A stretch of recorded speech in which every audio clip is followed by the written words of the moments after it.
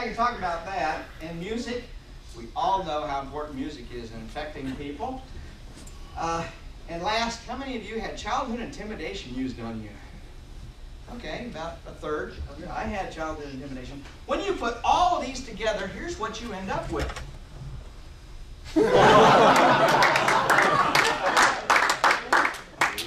Now, I'm nonpartisan here. You notice I don't have John McCain up here because John McCain's not religious. He didn't get Jesus. He didn't get any kind of religion until he started running for president. People said he hadn't darkened the door of church in decades. But when he started running for president, he started going to church. Isn't that amazing? You get Jesus when you become a national politician. But this person, Sarah Palin, she is infected. I mean, look at this. How many of you have seen this video on YouTube? Okay, a few of you have. If you haven't, get on there. Reverend Muthi here is praying over Sarah Palin. This happened just about a year before she became vice presidential candidate. And Reverend Muthi is a witch hunter that takes pride in running women out of their villages in Africa. And he's praying over here and he's saying, "Dear Lord, please protect Sarah Palin from witches." And she's got a straight face. She's letting him say it. Evidently, this woman believes in witches. Now, we know Christine O'Donnell believes in witches because she used to be one. But this woman is converting around with a witch hunter from Africa, and nobody seems to be talking about it, especially those of her supporters. It's really amazing how infected she is. And you listen to the way she talks about sex. You know, you shouldn't be having a period. I'm sure she's never had a period, except in her marriage, of course.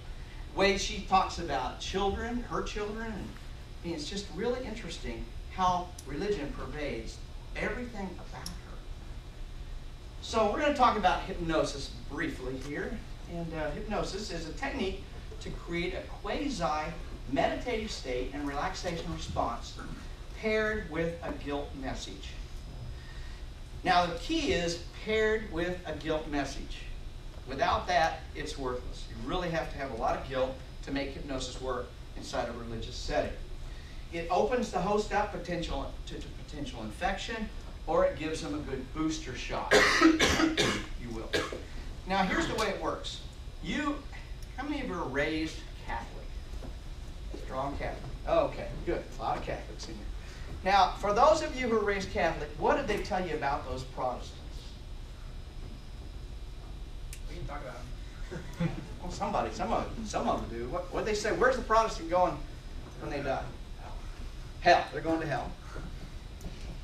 Anything else? Okay, so how about raised Protestants?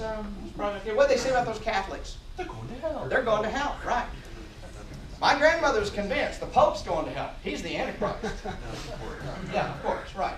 And her neighbor was convinced that my grandma was going to hell because she was Catholic and my grandma wasn't. So it was really interesting to hear these discussions when I was a kid between my grandmother and her neighbor.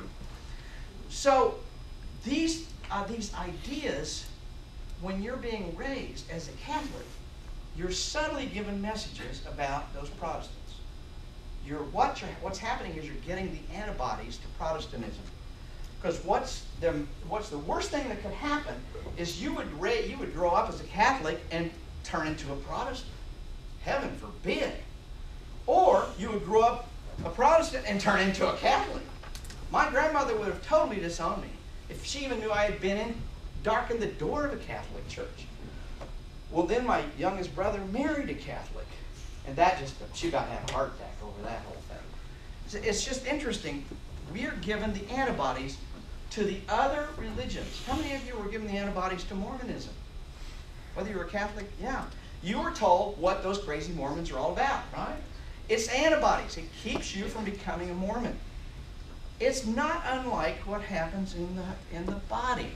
When you get infected, you get antibodies, and your body learns how to resist another disease. We know this happens in cowpox.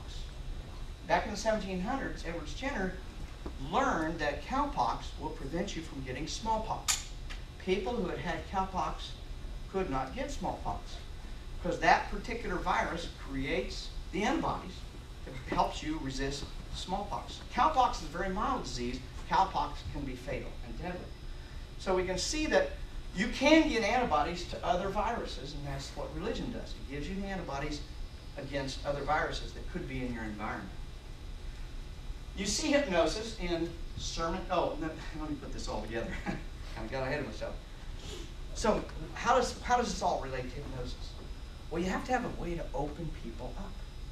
If you've been getting antibodies, if you've learned any skeptical thinking skills in school or something, you're going to be difficult to infect or keep infected.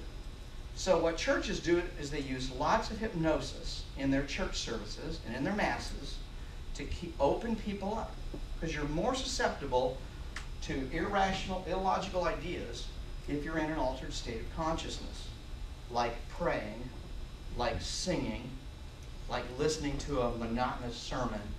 I'll demonstrate here in a minute. So you can see how that might work. Could I get a volunteer?